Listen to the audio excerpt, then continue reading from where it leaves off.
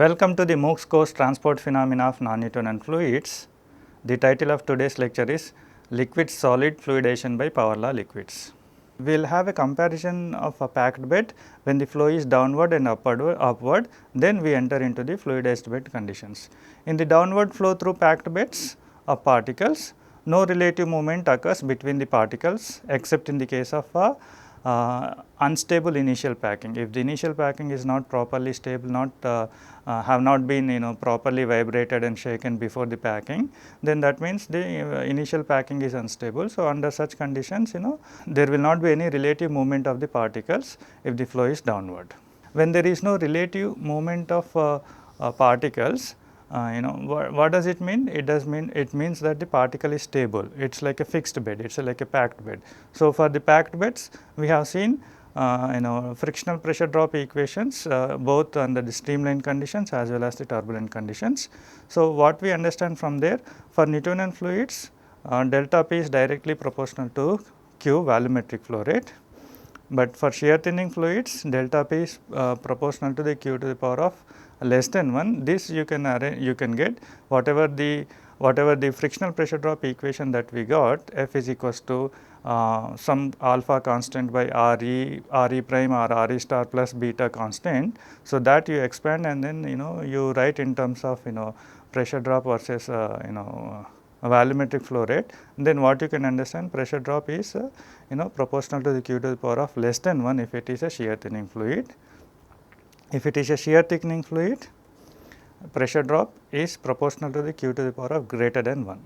This you can understand from the frictional pressure drop equation whatever we have derived in previous 2 lectures for the case of packed beds, right. So, directly those equations are not in terms of volumetric flow rate, but they are in terms of a superficial velocity. So, both of them are similar because superficial velocity, if you multiply by the cross section area of the bed through which the fluid is flowing, then you get the volumetric flow rate. Okay. So, from those equations this is what you understand, right. But if the flow is under turbulent region, then we understood that delta P is proportional to the Q to the power of 1.8 to 2 irrespective of the nature of the fluid, that is whether Newtonian fluid or shear thinning fluid or shear thickening fluid. That indicates under turbulent conditions the non-Newtonian effect is very less in the case of packed beds, especially when the flow is downward and then there is no relative movement between the particles. Now, what happens? Upward flow through beds of particles takes place. Okay. So, that is what we are going to see now. So, this is what pictorially we see now. So, what we have here? We have a column,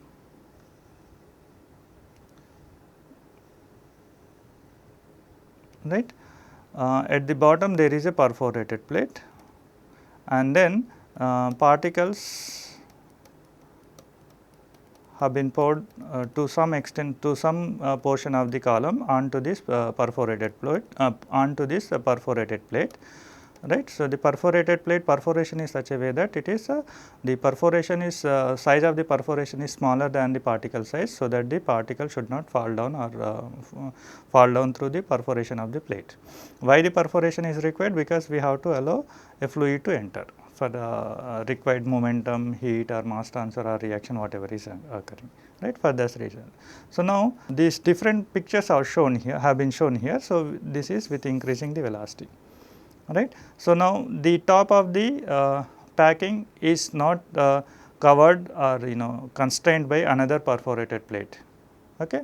So, what happens if the velocity, whether you use gas or liquid, if the velocity is very small or if the velocity is small, so that there is no relative movement of the particles, right. There is no relative movement of the particles or the entering fluid is not having such a high velocity or such a force that it is altering the bed arrangement. It is not making any rearrangement of the bed, such a way the velocity is there. So, then whether it is downward flow, upward flow, we can say that the bed is under fixed conditions. There is no relative movement of the particles, the velocity is maintained such a way, remember. So, whatever that we are going to discuss in this lecture is primarily confined to liquid solid fluidization only, right. Why? Because to some extent whether the fluidizing medium is liquid or solid, the behavior is same, but after certain value of the velocity, fluidizing medium velocity, the behavior changes, the fluidization behavior changes, if it is a solid, if it is a gas, gas solid fluidized bed. So, but we are not going into the gas solid fluidized beds, that is not required for us, because we are talking about the liquid solid fluidization, especially the liquid is a power law fluid or Bingham plastic fluid or such kind of non-Newtonian fluids. Okay. Now, next what happens, this is the case at low velocities. If gradually if you increase the velocity, still it is whether it is gas or liquid does not makes difference, in the second picture also. The when you gradually increase the velocity of the fluidizing medium, then what happens, the drag force on the particles is balanced by the buoyant weight of the particles, or the drag acting on the particle is balanced by the buoyant weight of the particles, and then once this point reaches in terms of the velocity, because we are increasing the velocity, that means you are increasing the force of the fluid that is entering into the bed, right. So, then from that point onwards, the rearrangement of the particles will start take place. Rearrangement of particles will take place, and then particles would be slightly rearranging from one point to the others, and then initially they are compact, initially they are lying onto each other, there is a stiff contact because of low velocities that is not being moved. So, as the velocity increases slightly, there is a rearrangement of the particles, slight rearrangement like this, changes slightly their locations, right. That occurs when the velocity is such a way that the drag is balanced by the buoyant weight of the particles. Whatever the drag on the particles are there is balanced by the buoyant weight of those particles. So, then that is a slight rearrangement takes place. If you further increase gradually, keep on increasing the velocity, what happens, the the particles, more and particles becomes looser, and then they move away from each other, right. So, now what happens, the same number of particles are occupying more space in the column, they are occupying more space in the column. So, then that means what happens, the voidage is increasing, So, if the voidage is increasing, what happens, the resistance to the flow decreases, right. So, then like this, there would be a point of velocity at which is known as the minimum fluidization velocity, at which where this pressure drop is balanced by the buoyant weight of the particle. So, that point of velocity, at that conditions, we call it bed is started fluidizing under fluidized conditions. If you further increase the velocity, the bed become looser, and then particles move at higher distance from each other, the gap between the particles increases, and then voidage increases, right. So, like that the bed keep on expands, and then after this point of minimum fluidized conditions, what will be there, the behavior of the bed is going to be different depending on the nature of the fluidizing medium. If it is liquid, we have almost like a homogeneous particulate fluidization will have. What does mean by homogeneous particulate fluidization? That means at any cross section, if you measure the voidage, you are going to get approximately the same voidage, right. But if it is not homogeneous fluidized bed, then what happens, at one location the voidage is different, its other location it may be different, like that voidage is going to be very different from one point to the other point. Even in this case also particulate fluidization also, particulate homogeneous fluidized bed also, there may be slight variations voidage, you do not get exactly, let us say at this location it is 0.4, so exactly 0.4 you get the other location, slight variation 0.39, 0.41 like that, on the average, if you take on the average at any cross section, you get the same voidage, approximately the same voidage. Okay. That is what such kind of fluidized bed you get if you have a liquid fluidized bed, right. So, but if you have a gas fluidized bed, then bubbling fluidization, fast fluidization, all those different kind of behavior are possible, that we are not going into the details, because that is not the theme of the lecture. We are taking only liquid solid fluidization, right. So, now, but after this particulate fluidization condition also reached, so you can see almost like bed is expanded to the almost to the top of the column, right. So, the velocity is so high that the bed is expanding, fluidizing, and then it is almost like a reached particles are reached almost top of the column, right. Further, if you increase the velocity, then there would be a condition where pneumatic fluidization takes place, where the particles are being thrown out of the column, and then they are collected back by using a cyclone separator at the top, and then sent back to the bed from the bottom again. That is all different things. So now at such high velocities, the particles are very far from each other, and then such conditions we call them pneumatic fluidization. So pneumatic fluidization behavior is also approximately same for the gas or liquid fluidizing medium. Okay. So pictorially, this is how you can say how the fluidization of the particle behavior look like with increasing the velocity. This is what we can understand. So now we see the same details again here. So upward flow through beds of particles, the frictional pressure drop should be same as of the downward flow case if under two conditions. One is if the bed is constrained at the top also by a closing perforated plate, or the velocity is low such a way that the rearrangement of particle is not taking place, or there will not be any relative movement of the particles if the bed is not constrained at the top.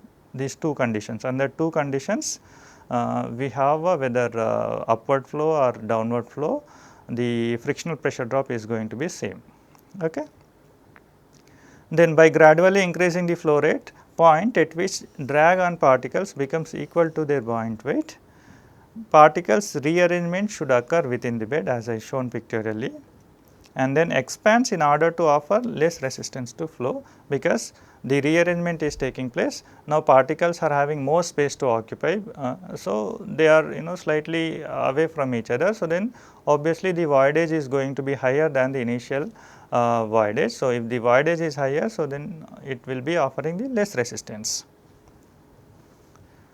By further increasing the flow rate, what happened? Bed gradually becomes loose and reaches a point where the particles are separated from each other, and then particles become freely suspended in liquid stream, and bed is said to be under fluidized conditions. So the particles, even if they are solid particles, they behave like a fluid particles, they are under fluidized condition, right. So that is the reason these kind of beds are called as a fluidized beds. Even the solid particles behaves like a fluids, they are suspended like the fluid particles. Okay. By further increasing the flow rate, particles move further apart and then increase bed of voidage, but the pressure drop remains constant. Pressure drop almost remains constant, because after reaching certain minimum fluidization conditions, whatever the velocity increase, bed voidage increases, but the pressure drop does not change. Pressure drop does not change. Okay.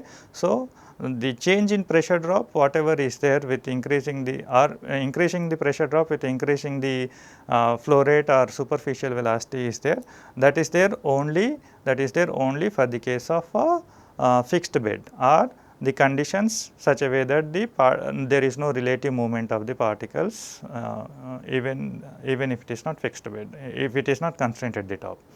But after that fluidization start occurring, if you gradually increasing the flow rate, what happens? The voidage increases, but the pressure drop remains constant, because from that point onwards the drag force is balanced by the buoyant weight of the particle, or the drag force is balanced by the buoyant force of the particles, right. So then from that point onwards, obviously the pressure drop is going to remain constant, and it is approximately equal to the buoyant weight per unit area of the bed. till this point system behaves in a similar manner whether the fluidizing medium is gas or liquid. So, that till that point where the pressure drop start becoming constants. So, that point we call as a minimum fluidized conditions. The point at which the pressure drop start becoming constant even if you increasing the velocity volumetric flow rate. So, that point we call it as a point of incipient fluidization, right. So, that incipient fluidization or the fluidization starts taking place. Till that point whether the fluid is gas or liquid, the same equations are going to be used in order to get the frictional pressure drop. Okay. So, that means the gas or liquid does not make any difference. Okay. Liquid fluidized bed continue to expand in a uniform manner with the degree of agitation of particles increasing progressively, and this is said to be under particulate fluidized conditions where the average voidage at any cross section of the bed if you take, it is going to be approximately the same. Then such fluidized beds we call particulate fluidized beds. And then qualitatively similar behavior for a non-Newtonian liquids also possible. Like if your fluidizing medium is non-Newtonian liquid, then obviously then also you are going to get the similar behavior, qualitatively similar behavior you may be getting, right. Now, in terms of pressure drop versus volumetric flow rate or pressure drop versus superficial velocity, if you see the liquid solid fluidization behavior, how does it look like, right. So, then obviously it has to be upward flow, because upward flow only then it is possible that the fluidization of the particle is taking place, right. So, now you take a column and then you have a perforation at the bed at the bottom of the column, then you pour in some particles, okay, crushed glass or whatever the packing material you use, and then you do not constrain at the top, you do not use any other perforated plate at the top for the constraining this bed. Then what you do, you allow some fluid to flow through it, especially liquids you take, because we are talking about the liquid solid fluidized beds, right. Then for a given average volumetric flow rate or superficial velocity, what is the corresponding pressure drop that you measure experimentally, that you measure, and then that whatever the delta p versus V naught information is there, that you plot on a log coordinates,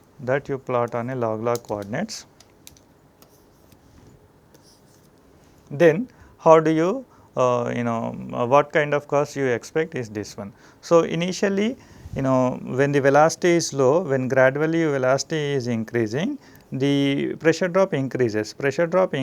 Because till this point A, what happens, the velocity is such a low that it is not causing any rearrangement of the bed, and then there is no relative movement between the particles, even it is not constrained at the top.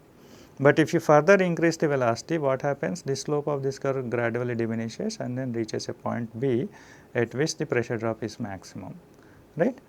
Okay. Then further if you increase the velocity, then what happens, this pressure drop slightly decreases. From A to B there is an increase in pressure drop, but there is a slight increase. From B to C there is a decrease in pressure drop with increasing the velocity, right. So, but that decrease is also very small, right. After this point, whatever the value you go to the whatever the higher superficial velocity you take, the pressure drop is not going to be changing, because from this point onwards whatever the pressure drop is there, that is balanced by the buoyant weight of the bed. Okay. So, that is the reason. So, from that point onwards the pressure drop is going to be constant. Initially you increase the superficial velocity and then you reach this, trace this ABCD curve. Okay. Right. Now, after reaching D, because after that point you realize that whatever increasing the after this C point, after this point what you realize that whatever the increase in the fluidized medium velocity, pressure drop is not changing because of the balanced pressure drop and then buoyant weight of the beds, right. So, then what you try to do, you try to decrease the velocity gradually, velocity. Okay. Then what happens? To certain point C, you are going to get back your curve, CD curve. Now you will be getting DC curve, you are decreasing the velocity. Then further decreasing the velocity, what happens? You are not going to get the pressure drop same as pressure drop at B and then A, but rather what happens? Further decreasing the velocity, the pressure drop still remains constant up to the point E, up to the point E. Why it is? Because initially the when you do the initial packing, the bed was compact, right. So, it was giving slightly higher pressure drop at this corresponding velocity, right. But when once it has been fluidized and then you are gradually decreasing the velocity, what happens? The particles initially at the at the D point, they are fluidized conditions of free from each other, they are suspended like fluid particles, right. As decreasing the velocity, particles the still up to C point, still they are free from each other, and then they are suspended like a fluid particles like under fluidized conditions. But further decreasing the velocity, what happens? The particles start settling, and then distance between these particle decreases, and then there would be a point E at which the particles are lying onto each other. They are just lying onto each other, but there is no vibration or mechanical agitation kind of thing. Additional external force is not there, so that this particle become compact. Since it is initially fluidized, the bed is initially disturbed, then again by decreasing the velocity, the particles are settled down and then resting onto each other. So, then at that conditions, voidage would be the slightly higher than the initial packing voidage. That is the reason the pressure drop is going to be slightly less up to this E point. Now, after this E point, further if you decreasing the velocity, what happens? The pressure drop gradually decreases, because now after this reaching this E point, when you decreasing the velocity, the particles are at this E point, what happens? Particles are already resting onto each other. They are like confined, they are now like a packed bed, fixed bed kind of thing. Only thing that the slight the packing is not very compact as initial packing, because they are disturbed, the packing is disturbed, and then they are just resting onto each other. So, further decreasing the velocity, there would be no compacting of the bed will not take place. So, then what happens? The voidage is going to remain constant, but what happens? The pressure drop is going to decrease, and then you are not going to get this, let us say origin O to A curve, whatever is there, that you are not going to get. You are going to get E F curve, and then the pressure drop at smaller velocity is slightly lesser than the pressure drop while increasing the velocity. Why? Because while decreasing the velocity, the bed rearrangement has been taken substantially, and then even when you decrease the velocity to almost very small close to zero velocity, the voidage is slightly higher than the initial packing voidage, that is the reason the pressure drop curve, your OA curve whatever is there, that is not being traced, rather you get EF curve. So, this point E whatever is there, we call fluidizing point, or a point of incipient fluidization, okay. And then corresponding velocity is whatever is there, minimum fluidization velocity, that is what we call. So, now we have to find out how to find out this minimum fluidization velocity, because in the fluidized bed conditions, we know that the pressure drop is constant, right. So, now this bed is, we can divide into two parts. Up to this point E, whatever is there, that behavior is same like a fixed bed condition. So, then whatever the equations that we have developed in the previous lectures, those things we can use, but after that point the bed is under fluidized conditions. So, here in these conditions we understand this pressure drop is constant, and it is approximately equals to the buoyant weight of the bed. So, that we can calculate if you know the minimum fluidization. So, how to find out this minimum fluidization, that is what we are going to see, and then we are also going to see how to find out the friction factors etc. for these minimum fluidized conditions. So, whatever the details that we have discussed here in this figure, the same thing is presented here in the text form as a notes. The curve between pressure gradient and superficial velocity when you plot on log coordinates for a bed which is not constrained at the top, and then flow is taking from from bottom to top as a upward motion, then a linear relation can be obtained up to point A where the bed is fluidized and where expansion of the bed starts to occur. Till that point there is no expansion start, but from A point onwards it start occur. Then the slope of curve gradually diminishes as the bed expands.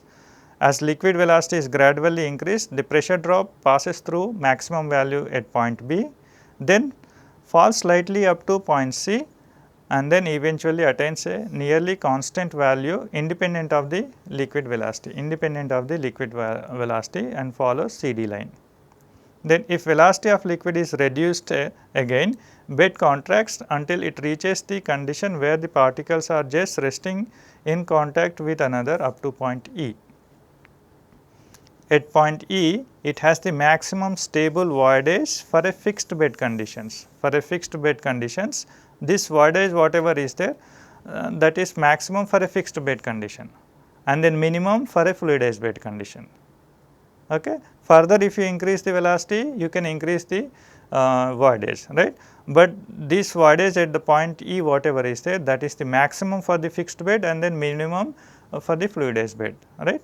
The corresponding velocity is also minimum fluidization velocity. Below that velocity there will not be any fluidization. That is the reason this voidage whatever is there, that is epsilon mf is written, which is the minimum voidage for the fluidized conditions and then maximum voidage for the fixed bed conditions, and then corresponding velocity whatever is there, we call it minimum fluidization velocity.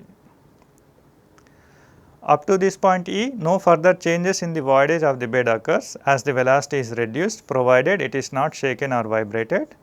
Then pressure drop EF in this reformed packed bed may be less than that in the original bed at the same velocity because of the rearrangement of the bed. If the liquid velocity increased again, new curve EF would normally be retraced and slope suddenly drops to 0 at fluidizing point E. So, in the figure we have increasing the velocity, so then O, A, B, C, D curve, that is what we have, while decreasing the velocity we have D, C, E, F curve that we are having.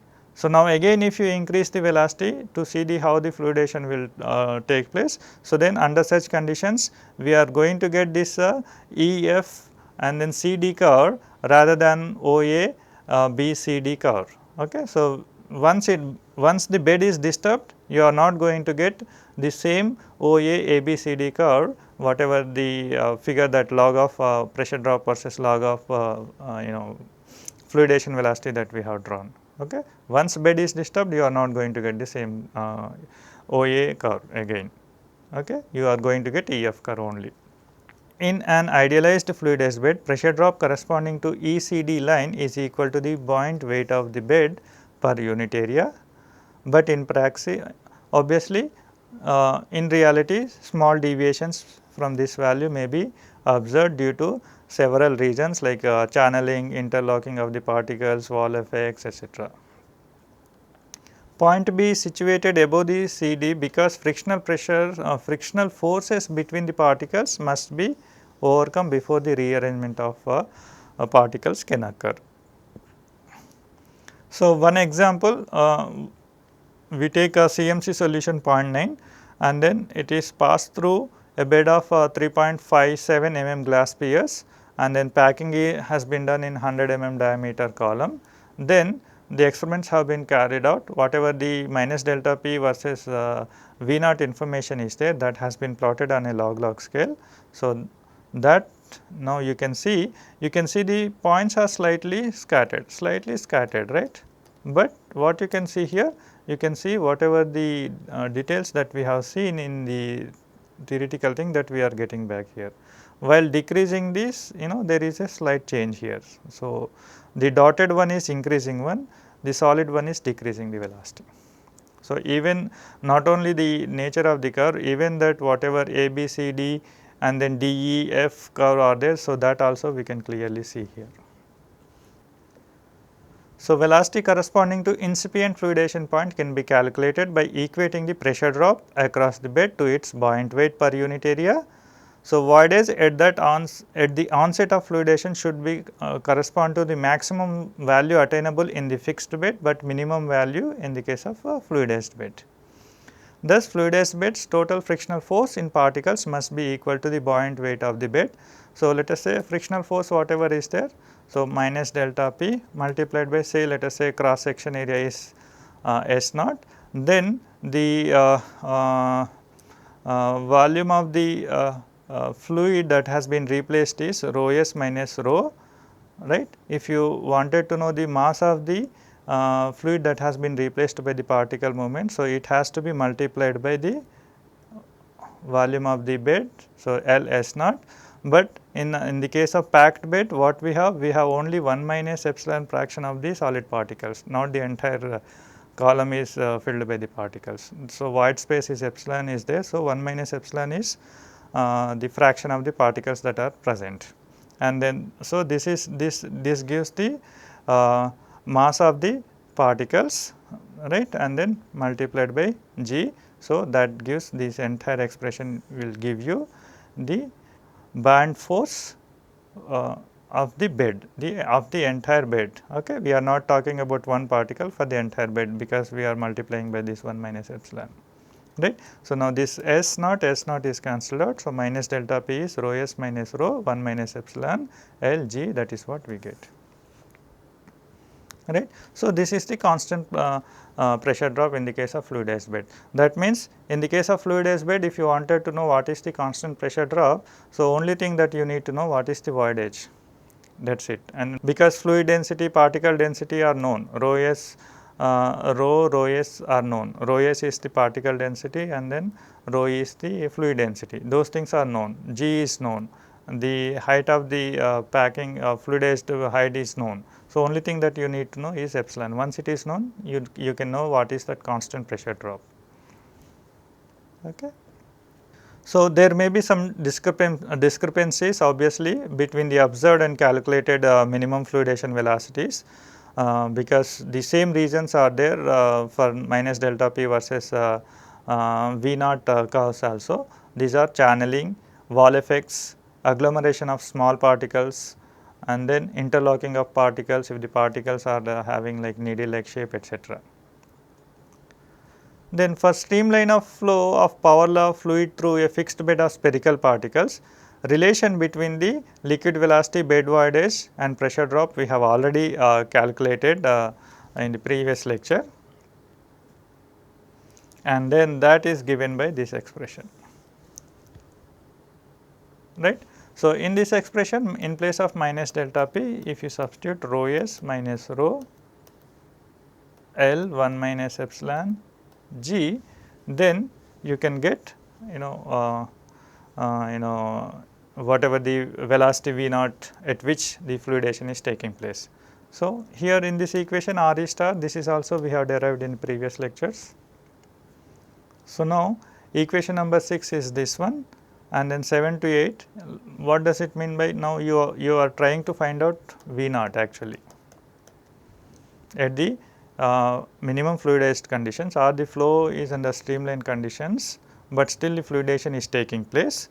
Then what is the velocity at which the fluidation is taking place, that you wanted to know. So, that you can get from this expression, because in this equation 7 delta P is known from this equation number 6, right. R e star is given by this one. So, now you substitute in place of delta minus delta P, you substitute this equation 6 here. In place of R e star, you substitute equation number 8 and then simplify, then you get V naught is this one. Simple rearrangement you can do it. So, this equation if you substitute n is equals to 1, you get this equation which is nothing but Kozni-Karman equation. Now, this equation we are doing when we are saying minus delta P is constant by this equation, that means it is under fluidized conditions, right. So, now in this equation if you substitute epsilon is equals to epsilon mf, what is epsilon mf? Epsilon mf is nothing but the voidage at the minimum fluidized conditions or incipient fluidization conditions, whatever the voidage of the bed is there, that we are calling epsilon mf, and it is the maximum voidage for the fixed bed condition. because after that condition, after that corresponding velocity, the bed is no longer going to be under under a fixed bed condition, it is going to be under fluidized conditions. So, it is minimum for the fluidized bed condition. So, that minimum at minimum fluidized conditions, whatever the epsilon is there, that you substitute in this equation, then whatever this V naught is there, that we can call it minimum fluidization velocity. Okay. So, this is how we can get the minimum fluidization velocity, but it is only for the streamline flow of power law liquids. But always it is not possible that you have only streamline flow, then we have to have the contribution from the turbulent flow also. So, whatever plus 1.75 is required in equation number 7, that should be taken into the consideration, then how these equations will change. So, minimum fluidization velocity at a point of incipient fluidization, bed voidage epsilon mf depends on shape and size range of particles, but it is equals to approximately 0.4 for isometric particles in general. Minimum fluidization velocity Vmf for a power law fluid in streamline flow can be obtained by substituting epsilon is equals to epsilon mf in the previous equation number 9 in the previous slide that we have seen. Although this equation applies only at low values of Reynolds number, this is not usually limitations at high apparent viscosities of most of the non-Newtonian fluids. We understand that apparent viscosity, although the viscosity changes for non-Newtonian fluids with respect to the shear rate and all that. So, but the apparent viscosity whatever is there, that is local value of shear stress divided by the shear rate whatever is there, that is apparent viscosity, that is usually very high for non-Newtonian fluids. So, then in general we whatever this limitation that we have seen, that is fine. Okay. So, at high velocities flow may not be under streamline conditions, and more generalized equation must be used for pressure gradient in the bed. So, that is epsilon is equals to epsilon mf and V naught is equals to Vmf in friction factor equation whatever f is equals to 180 by R star plus 1.75 is there. So, there we have to substitute. So, when you take both the contributions from the streamline as well as the turbulent flow region. So, this is what we have this equation, right. So, now this equation here Fmf is related to minus delta p by L, right. So, minus delta p by L we know is rho s minus rho 1 minus epsilon g from the fluidized conditions. So, that we can substitute here, right. REMF is having Vmf. Fmf is also having Vmf values. So, solving these equations becomes very difficult. So, then what we have? We will have like this without Vmf value you cannot calculate Re star mf or Fmf star or Fmf as well, right. So, but we are doing all this analysis in order to calculate this what is Vmf. So, in order to avoid such kind of complications, what we do? We do some mathematical simplifications here, rearrangement of equation, something like that. So, what we do? A replacement of Fmf by Galileo number eliminates the unknown Vmf which appears in the Reynolds number. For that, what we do? In the equation number previous equation number Fmf is equals to 150 by Re mf star plus 1.75, you are multiplying both sides by Re star mf whole power 2 by 2 minus n. Here Re star mf is same, definition is same as Re star that we have seen previous lecture for packed bed, only that wherever epsilon is there, epsilon should be replaced by mf, epsilon mf, and then V naught should be replaced by Vmf, that is the only difference. So, when you do this, whatever the left hand side f multiplied by Re mf star power 2 by 2 minus n is there. So, that we are calling it Galileo number, and then right hand side. So, this is the things that we have. Okay. So, Galileo number at minimum fluidized conditions GAMF is nothing but this one, and then FMF is nothing but this one, F rho s minus rho G d epsilon cube by rho V naught square. This is what we have seen in previous lecture, but epsilon is replaced by epsilon MF, and then V is replaced by VMF for the case of MF, FMF, right. RE star, this thing we know, right. So, RE star we have already seen in previous lecture, as well as the previous slide we have also seen. So, RE star expression whatever is there, in that RE star expression what you do, RE star by epsilon is equals to epsilon MF and V naught is equals to VMF. If you do that, you substitute here and then simplify. So, then whatever this VMF square is here, and then here also you will be getting VMF square by after substituting RE MF star here, then that will be cancelled out, and then you will be getting Galileo number is like this. Now, here this Galileo number, there is no VF requirement, unknown VMF is not required here. In this Galileo number there is no unknown VMF value, right. So, for a given fluid, that is Mn rho are known, particles rho s d epsilon MF also known for a given conditions. So, RE MF star you cannot obtain directly. Now, what you do, you Galileo number you first obtain, right. From this Galileo number what you do, you Galileo this whatever the Galileo number you get from this equation 13, because you only need the epsilon MF, particle properties and then fluid properties, all that you substitute. So, then you get the Galileo number. This Galileo number you substitute in equation number 12, then you find this REMF star. Once REMF star is known, so from there you can get VMF. Okay. We see an example problem now. So, a bed consists of uniform glass spheres of size 3.57 mm diameter, density of particle is given this one. What will be the minimum fluidizing velocity in a polymer solution of density? Fluid density is given this one, rho is given this one, and then fluid is a power law fluid with these constants. Assume the bed void is 0.4 at incipient fluidization velocity. So, that means this is epsilon MF, not epsilon, it is epsilon MF is given. So, what you need to find out? You need to find out minimum fluidization velocity. So, in the problem it has not been mentioned whether the flow is under the streamline conditions or turbulent conditions, that it is not mentioned. And then we cannot find out as well, because in order to know whether the flow is under streamline conditions or not, we have to find out VMF, that we do not know. Indeed, we are solving this problem to get that VMF. So, for that reason what we are doing now, we first calculate the Galileo number. Okay. So, this is the equation that we have. Here in this equation Galileo number is given by this one. After substituting REMF star and then simplifying, what we get Galileo number, we got this expression.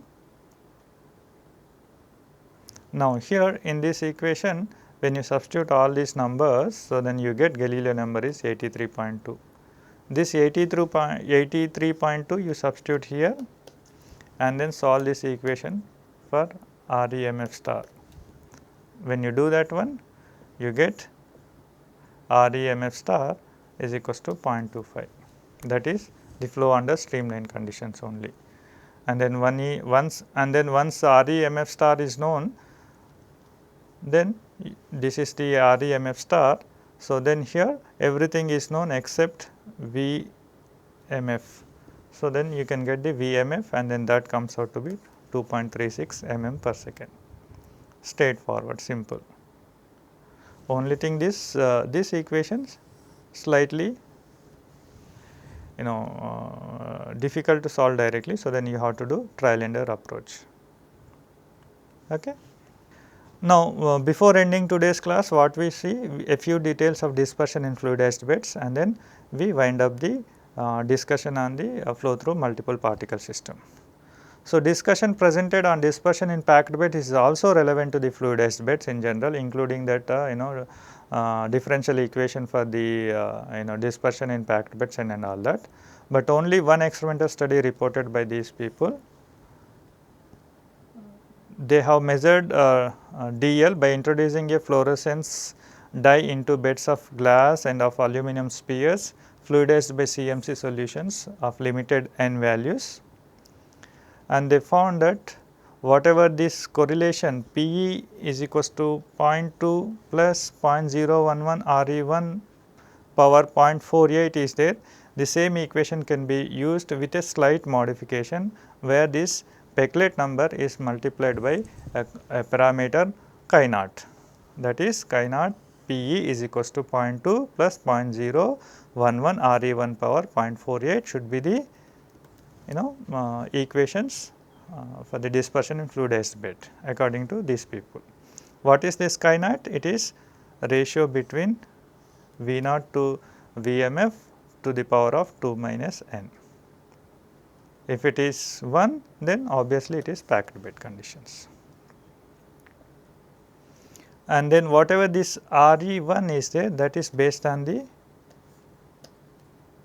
V naught, it is not based on the Vmf.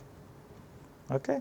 Re1 definition whatever is there, it is based on the superficial velocity, not the minimum fluidization velocity.